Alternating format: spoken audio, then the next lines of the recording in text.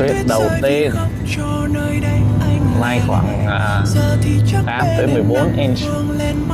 Này tuyết xuống mà là trời, ngoài trời có 6 độ,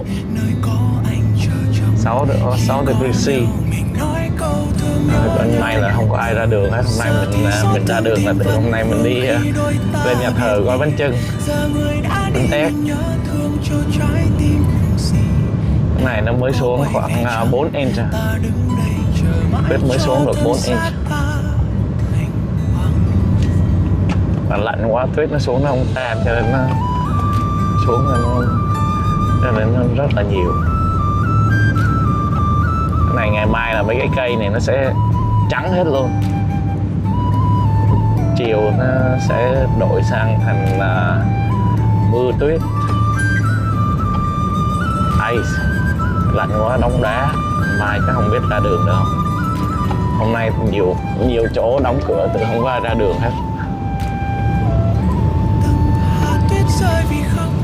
Đường này cũng có 1-2 xe chạy rồi.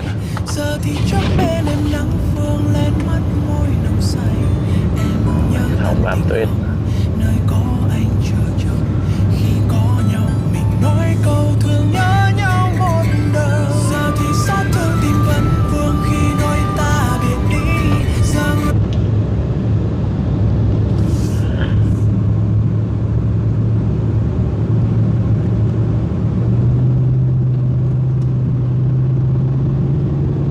Trận tuyết này là lớn nhất trong năm nay rồi.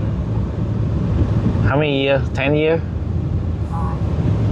No, last time was 2016. We had a big one. Okay, đây.